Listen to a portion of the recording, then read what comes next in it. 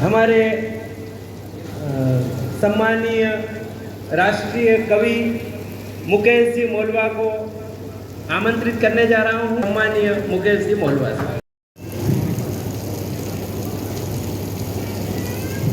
जनजाति विकास मंच का यह प्रतिभा सम्मान समारोह और इस समारोह में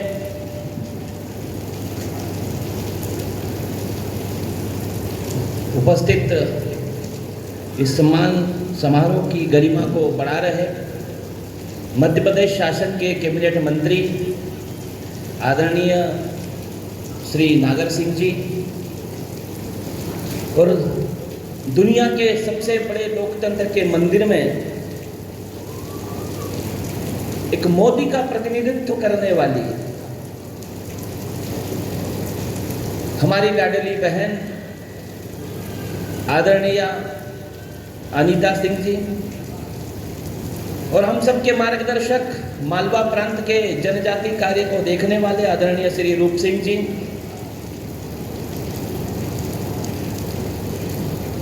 मैं जिन बच्चों को पढ़ाता हूँ वो आईएएस बनते हैं, आईपीएस बनते हैं, कोई स्टेट पीएससी करता है। और इसी विद्यालय में पढ़ी हुई एक बेटी अभी वैशाली बघेल नाम है उसका, भैया अभी वो लेटेस्ट में जो रिजल्ट आया है उसमें एमपीपीएससी में सिलेक्शन हुआ है उसका। इस सदन में सबसे अच्छी बात क्या है, शिक्षकों का भी सम्मान हो रहा है, शिक्षकों का अभिनंदन हो रहा है।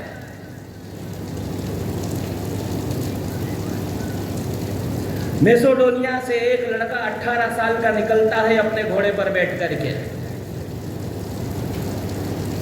वो यूनान से आता है, सारी दुनिया को जीतने का सपना देखता है और उस सपने को लेकर के वो जब निकलता है तो उसके गुरु के पास जाता है। उनका आशीर्वाद लेने से पहले वो पूछता है कि गुरुदेव मैं भारत की ओर जा रहा हूं, भारत से आपके लिए क्या लेकर आऊं। उसके गुरु ने कहा कि तुम भारत जा रहे हो और भारत से यदि कुछ लाना है तो वहां पर तक्षशिला विश्वविद्यालय है, उस विश्वविद्यालय से 4-5 शिक्षकों को लेकर के अपने देश में आ जाना, मेरी गुरु दक्षिणा हो जाएगी। उस व्यक्ति का यूनान से निकलने वाले उस बच्चे का नाम था, 18 वर्ष का वो नौजवान था, उसका नाम था सिकंदर, अलेक्जेंडर द ग्रेट उसे कहते हैं। वो जब भारत आता है तक्षशिला का राजा अम्भीर जब उसके समक्ष आत्मसमर्पण कर देता है, वो तक्षशिला विश्वविद्यालय पहुंचता है, वहां के गुरुजनों से जाकर कहता है कि आपको हमारे साथ चलना होगा हमारे देश। शिक्षक तो भारत का था, उसने कहा कि इस मिट्टी में जन्मा हूं, इस मिट्टी के लिए मर जाऊंगा, लेकिन भारत को छोड़ करके किसी अन्य देश में नहीं जाऊंगा। ऐसे शिक्षक और उन शिक्षकों का जब अभिनंदन होता है, उनका जब सम्मान होता है, पिछले कुछ समय से बहुत सारी चीजें हुई है, बहुत सारी चीजें इस देश में हुई है। षड्यंत्र के तहत सरकारी विद्यालय बंद करने की कगार पर पहुंचा दिए गए। जिस तरह से शिक्षा का व्यावसायीकरण हो रहा है, हम किसी प्राइवेट संस्थान के विरोध में नहीं है, लेकिन सरकारी स्कूल के टीचर ज्यादा पढ़े लिखे होते हैं, वो एग्जाम दे करके सिलेक्ट होकर के उस पद पर पहुंचते हैं। ये जो सरकारें हैं, हमने देखा आजादी के बाद पहली बार, आपके हाथ उठना चाहिए, मैं जो बात बोलने जा रहा हूं, बहुत सारी बातें हो रही है, लेकिन घबराने का कुछ भी नहीं है। क्यों? आजाद हिंदुस्तान के इतिहास में ऐसा पहली बार हुआ कि एक जनजातीय बेटी भारत के सर्वोच्च संवैधानिक पद पर विराजित हुई, इस देश की राष्ट्रपति बनी वो। और आजाद हिंदुस्तान के इतिहास में ऐसा भी पहली बार हुआ कि अलीराजपुर और रतलाम से चुन करके एक बेटी हमारी लोकतंत्र के मंदिर में पहुंची। अनेकों घटनाएं इस देश में पहली बार हुई। आजाद हिंदुस्तान के इतिहास में ऐसा भी पहली बार हुआ, G20 समिट हुई, और मैं बच्चों से बात कर रहा हूं। G20 समिट हुई थी ना पिछले साल अक्टूबर में, सारी दुनिया के लोग भारत आए। पहली बार आजाद भारत में ऐसा हुआ, ऑफिशियल साइट्स पर, इनविटेशन कार्ड्स पर लिखा गया prime minister of Bharat, president of Bharat. इसके पहले लिखा जाता था prime minister of India, president of India, लेकिन पहली बार ऐसा लिखा गया prime minister of Bharat, president of Bharat. लोगों ने कहा कि आप क्या इंडिया के अगेंस्ट है, इंडिया के विरोध में है? हमने कहा नहीं, इंडिया भी हमारा है, भारत भी हमारा है, लेकिन किसी भी देश का नाम उसकी अपनी भाषा में होना चाहिए, इसलिए हम प्राथमिकता देंगे हमारे भारत को। अद्भुत देश है ये, इसमें जो चीजें हो रही है, जिसके पास जो है वो देता है।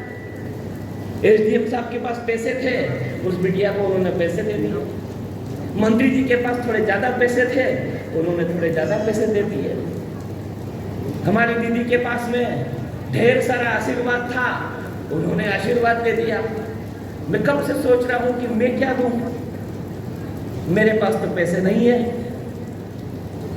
लेकिन एक बात मैं केवल उस बिटिया के लिए ही नहीं, मैं सारे बच्चों के लिए भैया एक बात कहना चाहता हूं, और उसे भी आप पे कहना चाहता हूं कि ये बब्बर शेर मेरा भाई जो बैठा हुआ है, जिसको नागर सिंह चौहान कहते हैं,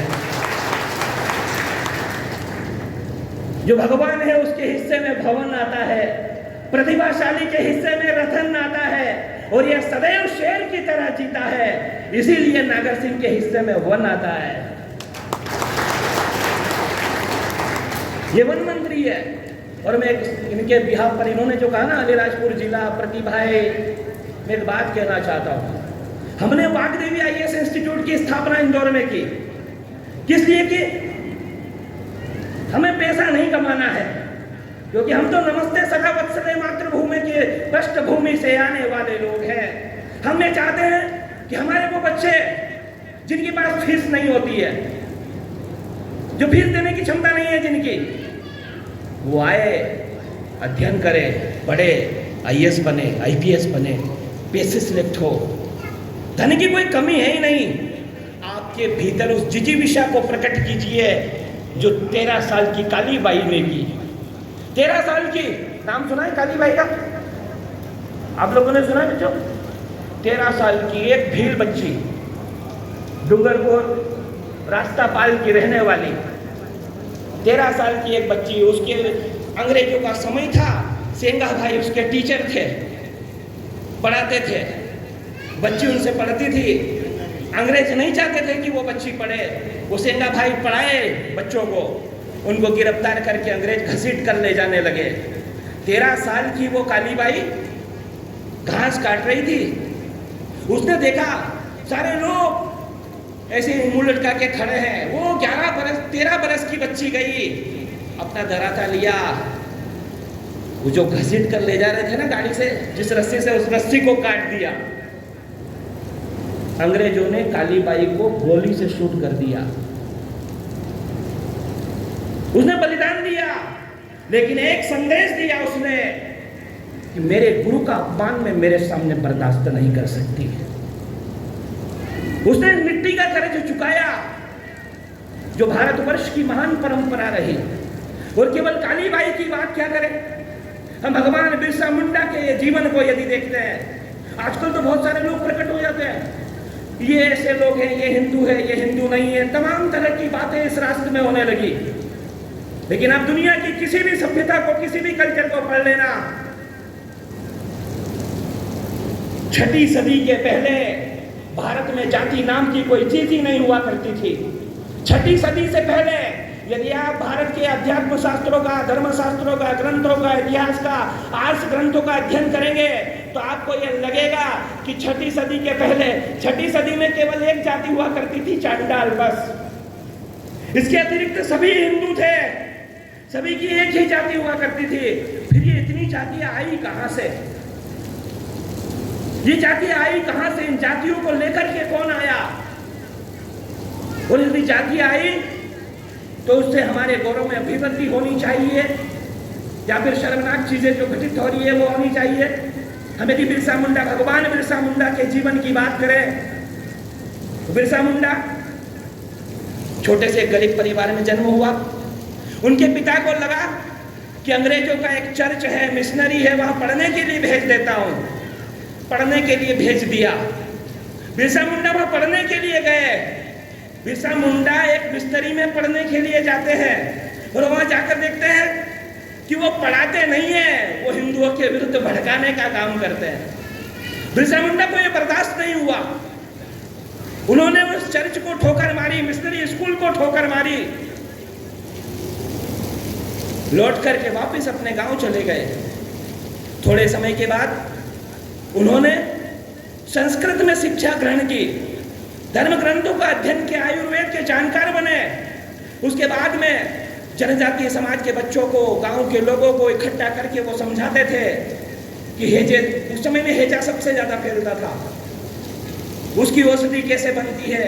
लोगों को बताते थे कि अंधविश्वास में भरोसा नहीं करना है, हमें वैज्ञानिक पद्धति से, आयुर्वेदिक पद्धति से आपका इलाज करना चाहिए। धीरे धीरे धीरे धीरे एक चमत्कारिक व्यक्तित्व के रूप में भगवान बिरसा मुंडा की प्रतिष्ठा हुई। अंग्रेजों को यह लगा, मिशनरी को यह लगा कि बिरसा मुंडा के कारण हमारे मिशनरियां बंद हो जाएगी। वो जो धर्मांतरण करने भारत आए हैं, उस अभियान में बिरसा मुंडा सबसे बड़ी रुकावट थे। बिरसा मुंडा को गिरफ्तार किया गया, उन्हें जहर दे दिया जाता है। बिरसा मुंडा फिर भी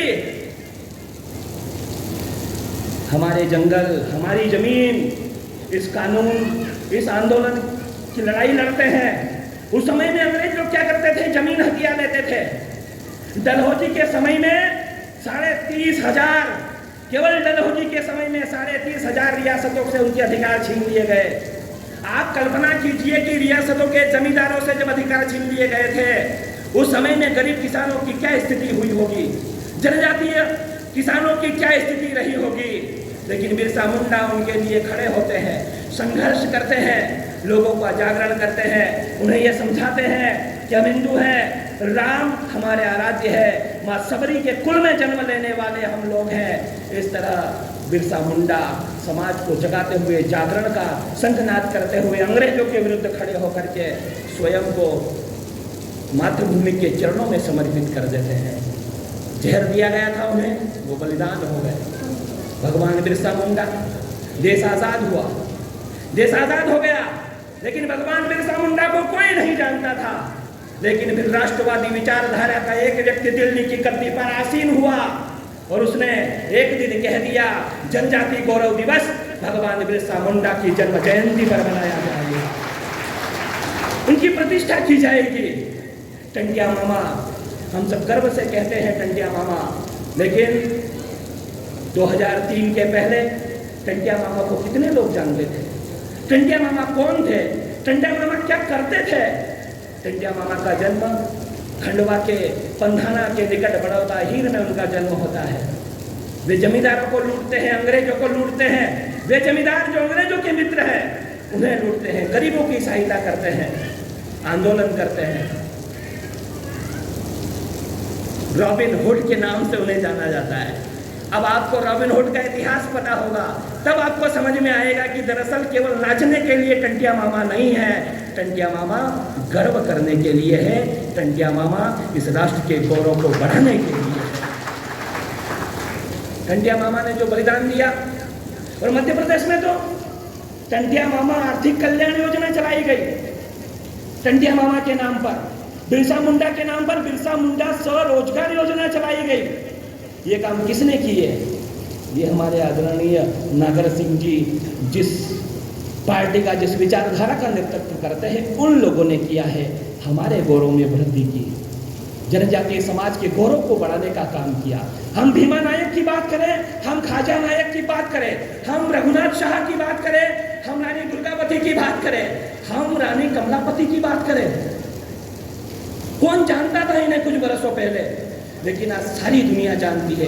क्यों जानती है? क्योंकि उनको ज्ञान हुआ है। ज्ञान कैसे होता है? ज्ञान इस तरह से होता है कि एक अच्छा व्यक्ति जब वहाँ बैठता है तो उसे ये पता है शोषण तो हुआ है, आप माने या ना माने, जनजातीय समाज का शोषण हुआ है, बरसों तक हुआ है, सदियों से हुआ है, लेकिन उन्हें उनके अधिकार को लौटाने का काम यदि किसी ने किया है तो उस परंपरा ने किया है जो सदैव यह कहती है कि प्रभो शक्तिमन हिंदू राष्ट्रांग भूता। आप सबके लिए भी एक बात कहना चाहता हूं। मां सबरी की कथा हम बहुत गर्व से कहते हैं कि मां सबरी के बेटे हैं। सबरी कौन थी वो सबरी? सबरी के पिता एक छोटे से राज्य के राजा थे, छोटे से राज्य थे। सबरी एक दिन 11 बरस की थी, सबरी 11 बरस की उम्र है उसकी, और सबरी अपनी सहेलियों के साथ टहल रही है। कुछ पशु पक्षी मंगाए गए, पशु आ रहे थे ढेर सारे। उसने अपनी सहेली से पूछा कि हमारे गांव में इतने सारे पशु क्यों मंगवाए गए हैं? उसकी सहेली ने कहा कि पगली तुझे पता नहीं है क्या कि 4 दिन बाद तेरा विवाह है और जो अतिथि आएंगे उन्हें इन पशुओं को मार करके भोजन कराया जाएगा। सबरी व्याकुल हो गई, सबरी द्रवित हो गई। सबरी ने कहा, अपने मन से कहा, अपनी आत्मा से कहा कि मेरे विवाह के लिए इतने पशुओं की हत्या कर दी जाएगी। वो ईश्वर से प्रार्थना करती है, रोने लगती है। आप ही की तरह थी वो बच्ची। वो अपने घर से भाग जाती है। उसके घर से थोड़ी ही दूरी पर मतंग ऋषि का एक आश्रम हुआ करता है। मतंग ऋषि के आश्रम में वो पहुंचती है। उसे ऐसा डर है, वो छुप छुप के आश्रम में रहती है, लेकिन पूरा आश्रम साफ कर देती है, बुहार देती है। ऋषि ने एक दिन देखा कि सारे आश्रम को बुहार कौन देता है। ऋषि अपने 2-3 शिष्यों के साथ उसे ढूंढने निकलते हैं, तो झाड़ियों के भीतर देखते हैं कि एक बच्ची डरी हुई सी, सहमी हुई सी बैठी हुई है। वो ऋषि उसे अपने पास बुलाते हैं कि बेटी इधर आओ। तो सबरी कहती है कि नहीं ऋषि जी, मैं यहीं पर ठीक हूँ। तो कहा कि बेटी मेरे पास आओ, ये सफाई तुम करती हो? सबरी ने कहा कि जी हाँ, ये सफाई मैं करती हूँ। ऋषि ने कहा कि तुम मेरे पास आओ। उसने कहा कि मैं भील हूँ और आप ऋषि हैं, मैं यदि आपके पास आऊंगी तो आप अछूत हो जाएंगे, आप अपवित्र हो जाएंगे। मतंग ऋषि हंसते हैं, उसे हाथ पकड़कर झाड़ियों से निकालते हैं, उसके सिर पर हाथ घुमाते हैं और कहते हैं कि बेटी ये बातें तुझे किसने सिखाई? ये बातें तुझे सिखाई किसने हैं, बताई किसने हैं? सबरी कहती है कि ऐसे मैंने समाज में सुना है। ऋषि कहते हैं कि आज से तू मेरी बेटी है और मैं तेरे पिता होने का उत्तरदायित्व तो अपने सिर पर लेता हूं। तो सबरी को अपने आश्रम में स्थान दे देते हैं। सबरी की कथा सुनते हैं, बड़े प्रसन्न होते हैं। ऋषि जब अपने आश्रम से जाने लगते हैं तो सबरी उनके पीछे पीछे जाने लगती है। तब वो कहते हैं ऋषि कि बेटी तुम यहीं आश्रम में रुको, तुम हमारे साथ कहाँ होगी? वो कहती है, जिन बच्चों को ऐसा रहता है ना कि मैंने याद नहीं किया है, पढ़ाई नहीं की है, एडमिट कार्ड नहीं मिला है, सुसाइड कर लेते हैं, डिप्रेशन में चले जाते हैं, उनके लिए एग्जाम्पल है, उनके लिए एक उदाहरण है सबरी। सबरी जब ऋषि के पीछे जाने लगती है तब ऋषि कहते हैं कि तुम यहीं पर रुको, एक दिन राम आएंगे, एक दिन राम आएंगे। सबरी गुरु की बात सुनकर के रुक जाती है, फिर दौड़ करके आश्रम के द्वार तक पहुंचती है और कहते हैं कि गुरुजी जाते जाते ये बताइए कि राम जी आएंगे कब? ऋषि कहते हैं कि अभी तो दशरथ छोटा है, दशरथ जब बड़ा हो जाएगा, लगभग बूढ़ा हो जाएगा, तब भी उसको कोई संतान नहीं होगी, तब वो पुत्र कामेष्ट यज्ञ करेगा, तब उसके घर में राम का जन्म होगा। राम जी जब बड़े होंगे, सीता से उनका विवाह होगा और रावण को जब रावण सीता का हरण करके ले जाएगा तो सीता माता को ढूंढते हुए राम तेरे द्वार तक आएंगे। इतनी बड़ी प्रतीक्षा, इतनी बड़ी प्रतीक्षा कौन करेगा? हम तो ऐसा होता है ना कि अभी एग्जाम दिए, अभी रिजल्ट चाहिए हमको। लेकिन सबरी ने ये बताया, उसने प्रतीक्षा की। एक दिन नहीं, हम पढ़ाई कब करते हैं? एग्जाम के एक दिन पहले। सबरी उसी दिन से बुहारने लगती है मार्ग को, पथ को, कि राम आएंगे, राम आएंगे। और एक दिन राम आते हैं। वो जो सबरी 11 बरस की थी वो 100 बरस की हो जाती है, उसकी हड्डियां बाहर निकल जाती है, चमड़ी लटक जाती है। उस समय तक प्रतीक्षा करती है और राम आते हैं। और राम जब उसके द्वार पर आए, उसने कहा प्रभु आखिर आप आ ही गए। वो तो माँ सीता को खोजना था तो आप आ गए, आपको रावण को मारना है तो उससे उसका पता पूछने के लिए आ गए होंगे। तब राम ने कहा कि माँ, रावण को तो मेरा छोटा भाई लक्ष्मण अपने पैरों से बाण चलाकर मार सकता है, मैं तो मेरी माँ सबरी से मिलने के लिए आया हूँ। और सबरी से मिलने के लिए राम क्या है आखिर में हमारा धर्म? राम चक्रवर्ती राम सम्राट है, वो निकलते हैं अपने घर से, वो कहाँ जाते हैं? वो निषाद के घर जाते हैं, वो भीलों के पास जाते हैं, वो भालुओं के पास जाते हैं, वो वानरों के पास जाते हैं, वो किसी राजा महाराजा के पास सहायता के लिए नहीं जाते हैं, वो हमारे गौरव में वृद्धि करते हैं, हमारे साथ आते हैं, हमारे साथ रहते हैं। क्योंकि दुनिया में जनजातीय कुछ भी हो सकता है, लेकिन कभी भी दगाबाज नहीं हो सकता, कभी भी बेईमान नहीं हो सकता। क्या अद्भुत इतिहास है हमारा। और देखो ऐसा है, मैं तो 5-6 घंटे बोलने का आदी हूँ, लेकिन मैं ये जानता हूँ, मैं ये भी जानता हूँ कि आप लोगों का समय बड़ा महत्वपूर्ण है। आप 11 साढ़े 11 बजे से बैठे हुए हो। मैं केवल 2-3 बातें आपसे करना चाहता हूँ। आप में से कितने ऐसे बच्चे हैं जिनको ऐसा लगता है कि हम IAS करना चाहते हैं, IPS करना चाहते हैं? आप में से कितने ऐसे बच्चे हैं जो ये सोचते हैं कि हम MPPSC करना चाहते हैं? अपने हाथ खड़े करो ना। कितने बच्चे हैं ऐसे? कितने बच्चे ऐसे हैं जो डॉक्टर बनना चाहते हैं?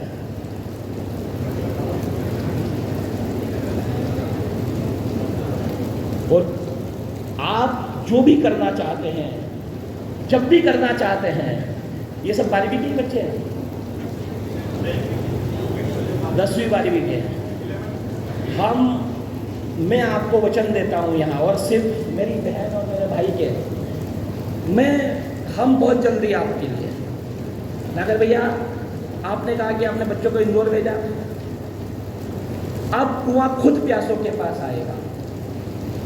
हम आपके लिए पहले हम थोड़ा सा रिसर्च करेंगे कि किस चीज़ की आवश्यकता अलीराजपुर जिले में ज़्यादा है। यदि हमें ऐसा लगेगा यहाँ पर IAS, IPS, MPPSC जो हम कराते हैं उसके लिए यहाँ बच्चे हमें उतने मिल जाएंगे, तो मैं आज इस जनजातीय, ये जो हमारा जो मंच है, आदरणीय रूप सिंह जी भाई साहब बैठे हैं, हमारा प्यारा भाई राजेश दुड़वे, और आप सबको साक्षी मान करके मैं ये कहता हूँ, यदि हमें उतने से बच्चे मिल गए, सिर्फ उतने से कि एक बैच प्रारंभ कर सके, तो हम आपके लिए, सिर्फ आप लोगों के लिए अलीराजपुर में ये प्रारंभ कर देंगे। क्योंकि हमारा उद्देश्य क्या है, हमारा ध्येय क्या है? हमारा ध्येय बड़ा अद्भुत है, बड़ा महत्वपूर्ण है। हम सभी को समाज की मुख्य